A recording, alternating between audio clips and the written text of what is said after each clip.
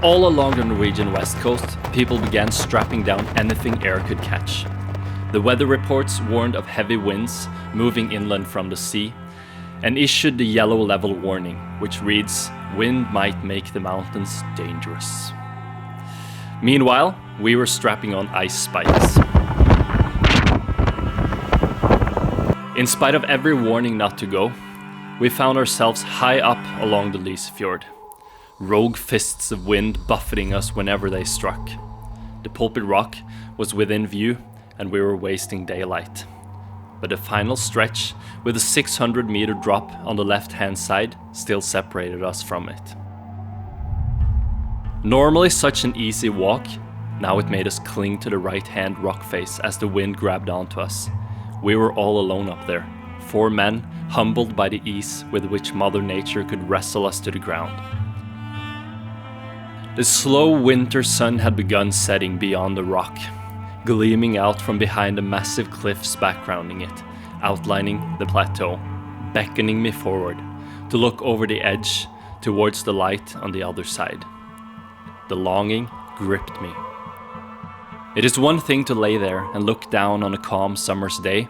It is something entirely else in the middle of a winter storm, under a slow golden sunset. You've entered a pocket of time and space that exacts a price from its audience. And that day, we were the only ones willing to pay. Mesmerized by the glow, I moved on toward the edge, suppressing my common sense as the wind threw punches, and I stepped this way and that to steady myself, until a yell from behind broke the spell. "If the wind increases, we won't be able to get back the path we came." I stopped, one moment suspended in time, looking at the light bleeding around the corners of the plateau. There were only some tens of meters left until I would have seen how the light touches the fjord, how it arrives from behind the cliffs now hidden by the rock. I was so close to letting my eyes feast on the pure light in the midst of a winter storm. But I turned.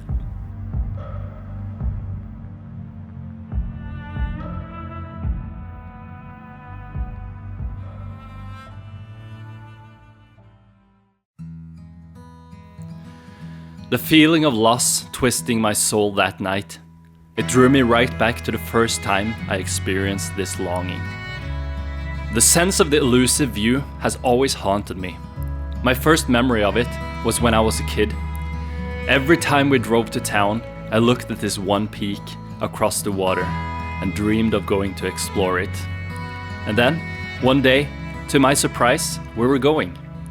I still don't know if my parents had heard my plea or if it was random chance, but my sense of adventure was flaring to new heights. But our trail led through dense forest, and I couldn't see my view for the trees. The disappointment kept me awake. Was there to be no satiation for this hunger for adventure?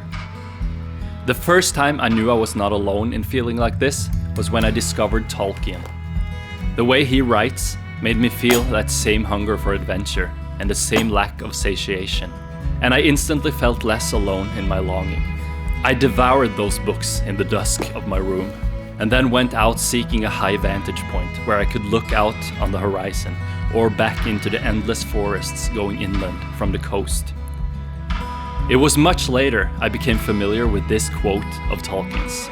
Part of the attraction of The Lord of the Rings is, I think, due to the glimpses of a large history in the background, an attraction like that of viewing far off an unvisited island, or seeing the towers of a distant city gleaming in a sunlit mist. To go there is to destroy the magic, unless new unattainable vistas are again revealed. I've often pondered this when I'm gripped by the longing again. To go there is to destroy the magic.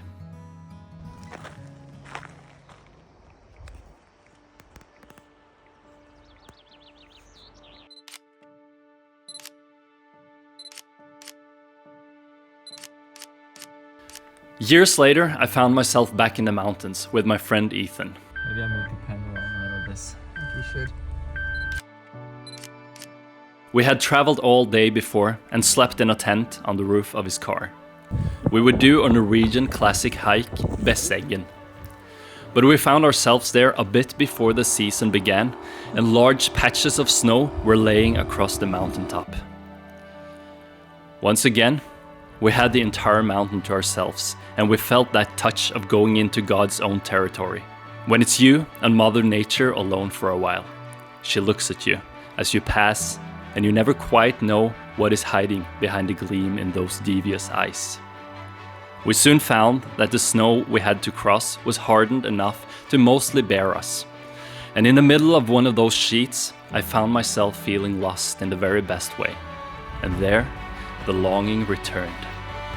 We were 700 meters above the starting point, and were now sloping up a snow sheet under a heavy gray sky.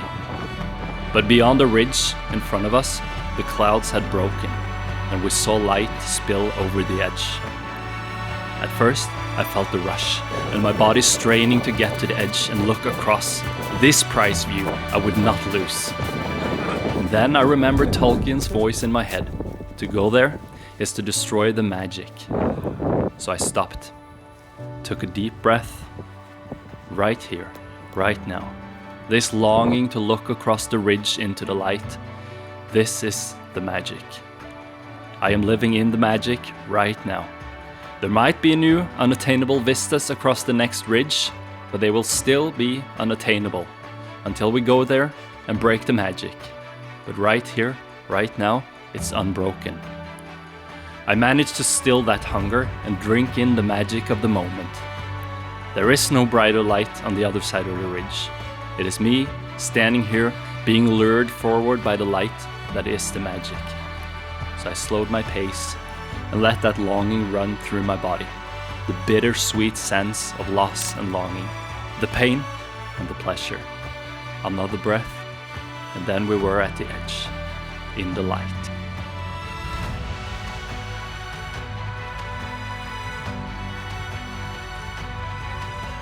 When we camped out at the top, under the bright May sun, eating a good meal and drying our sweaty clothes, there, in the distance, was another vista. Vast swaths of one of Norway's most gorgeous national parks, even more beckoning under the onslaught of the eternal sun and the glittering sparks the snow cast back into the sky and into our eyes. This time, I had managed it. I had enjoyed both, the journey and the destination. But once again, it was time to turn back, and I was happy to have been there.